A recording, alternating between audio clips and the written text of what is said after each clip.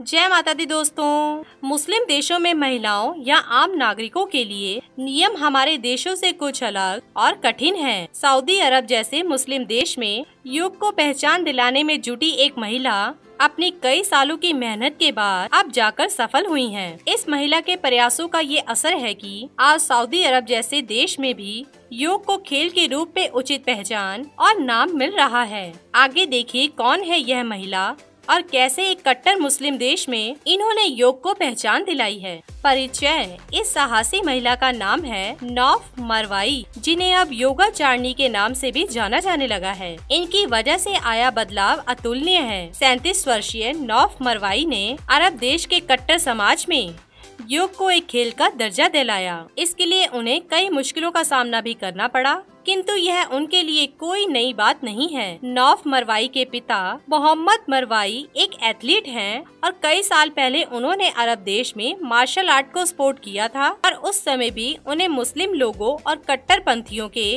ताकत और विरोध का सामना करना पड़ा था। नौफ मरवाई का संघर्ष। नौफ मरवाई 2005 से ही योग को पहचान दिलाने के लिए कड़ी मेहनत कर रही हैं। उनकी मेहनत का ये नतीजा है कि आज योग का जादू सऊदी अरब में भी चल चुका है और योग को वहाँ भी खेल के रूप में मान्यता मिल चुकी है। सऊदी अरब के व्यापार एवं उद्योग मंत्रालय ने इसे एक खेल के रूप में मान्यता दे दी है। नौफ मरवाई सऊदी अरब की पहली योग प्रशिक्षक हैं। नौफ मरवाई ने 2010 में यहाँ योग फाउंडेशन की स्थापना की थी। शुरुआत में नौफ ऐसे ही लोगों को योग सिखाती थी। यहाँ लोग योग को हिंदू धर्म से जोड़कर देखते हैं। हालांकि नौफ का मानना है कि योग का किसी भी धर्म से कुछ भी लेना देना नहीं है। शुरुआत में लोगों ने उनकी आलोचना की और अधिकतर लोग इसके बारे में जानते भी नहीं थे, किंतु 2006 में नौफ ने योग को सऊदी अरब में कानूनी मान्यता दिलाने का संघर्ष शुरू किया। कई सालों तक उन्हें कोई अच्छा परिणाम नहीं मिला। नौफ के मुताबिक 2015 में भारत के प्रधानमंत्री श्री नरेंद्र मोदी की कोशिशों के बाद संयुक्त राष्ट्र ने 21 जून को योग दिवस के रूप में घोषित कर दिया। इसके बाद उन्होंने योग को पहचान दिलाने के इस संघर्ष को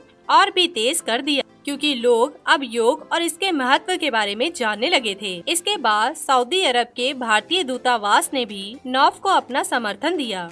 इसी दौरान 2017 में नौफ राजकुमारी रीमा बंत बनतार अल सऊद से मिली और उन्होंने नौफ को सपोर्ट किया। उसके बाद सऊदी अरब में बदलाव होना शुरू हुआ, लेकिन इसका विरोध वहाँ के धर्मगुरु मुस्लिम लोगों ने किया। लेकिन हाल ही में योग को खेल का दर्जा मिल गया, जिसके कारण अब सऊदी अरब में कोई भी योग सीखना चाहता है तो लाइसेंस लेकर यह काम शुरू कर सकता है। अब सऊदी अरब में सार्वजनिक तौर पर योग किया जा सकता है। इससे पहले सऊदी अरब उन 18 देशों में से एक था जो अंतर्राष्ट्रीय योग दिवस बनाने के लिए भारत और संयुक्त राष्ट्र के समर्थन में नहीं थे, लेकिन उनके इस फैसले ने अब उनकी इस छवि को सुधार दिया है और इसका श्रेय काफी हद तक नौफ के प्रयासों को दिया जा सकता है। सऊदी अरब के शाह सलमान अब्दुल अजीज के बेटे मोहम्मद बिन सलमान ने पिछले दिनों साफ साफ इस बात के संकेत दिए थे कि सऊदी अरब को अब कट्टरपंथी से दूर एक उदारवादी इस्लाम की तरफ लेकर जाया जाएगा।